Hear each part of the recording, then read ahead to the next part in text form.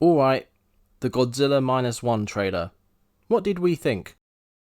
Let's start with the fears. The trailer opens with people running and screaming in the streets. Pretty generic, not sure why that would be shown in the trailer. And we end with a highly anticipated aspect of the new film, Godzilla's roar.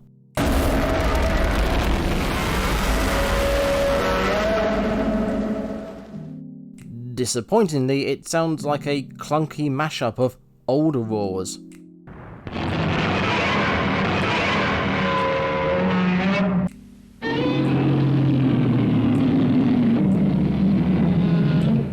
And although the CGI looks good here and in other shots, this particular clip looks off to me. It makes it clear Goji's foot isn't actually there.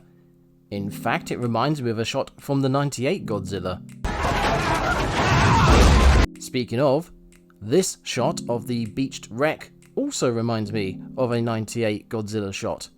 I wouldn't have mentioned it because it's hardly a unique visual, but then you add in the swimming under the ship clip and the image from the previously released teaser, and there are definitely nods to the 2014 film as well.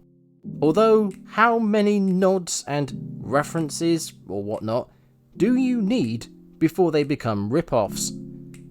This question becomes even more pertinent with this shot of Godzilla blasting a ship from below, very similar to the Godzilla vs. Kong scene. I'm not saying other films can't have these shots, but yeah, how many does it take? Weirdly, this shot leads me into talking about my hopes for the film. It appears from this shot and this one that Godzilla's atomic breath causes mini nuclear explosions, a very nice change which makes a lot of sense when you think about it.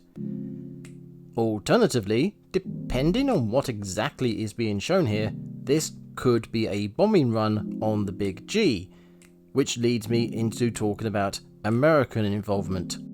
This is something we don't often see, at least not in Japanese versions of Godzilla, but given the time and situation, they pretty much have to be involved, what with the occupation and Japan's lack of military power. I'm pretty sure this is the first Godzilla film set not in current year, with the exception of Godzilla Earth, but the less said about that film the better, until I go through it anyway. The old-time setting brings with it old-time colour tones, the muted tones set off by the classic cinematic enhanced blues and oranges, which really gives these clips a distinct feel to them. As much as people have made jokes about the association, it really does remind me of the Oppenheimer film. Back to Godzilla himself, although the roar is recycled, the sound of his footsteps is new and gritty.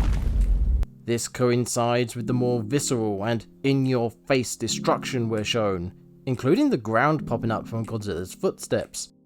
Even more gut-wrenching is the sight of all those bodies being flung into the air. Godzilla also appears to have picked up a new skill: lobbing shit.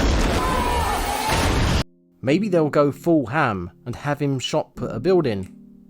I doubt it, but a man can dream, can't he? We also see, sort of, Godzilla in full, which I must say he looks much better in his normal stance than that wide-legged, crouched thing we've been seeing him doing.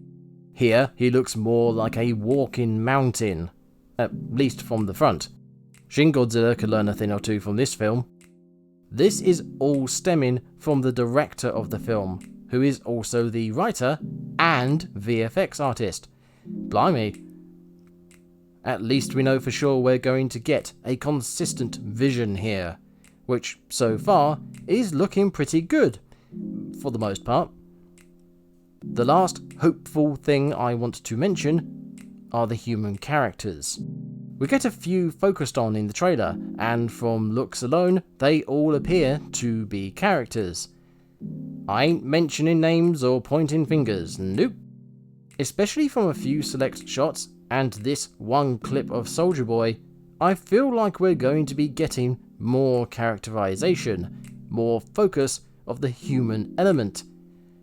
An essential part of any Godzilla film, despite what some might think. It's from one of these characters we get the intriguing line, followed by this phrase, survive and fight. Now this could be a straightforward Godzilla arrives and destruction happens film, much like the original, and many others for that matter. However, between these lines, the explosion in the city, and the damaged skin, and this line, I wonder if there's going to be more of a plot going on, one with more complicated and possibly political intrigue. I'm not getting my hopes up too much in that regard. I don't want to go into Godzilla Minus One with great expectations, then make a bad review based on those presuppositions. Cough, cough, cough. Honestly, I'd be happy with a straightforward Godzilla film set in post-war Japan. At the very least, we know we're going to see him face off against his greatest nemesis, the train. Fears, hopes and intrigues aside, it's only a trailer, and still early days. We've got plenty of time to muse and to speculate until the film itself comes out. It's not like we've got anything else to talk about right now.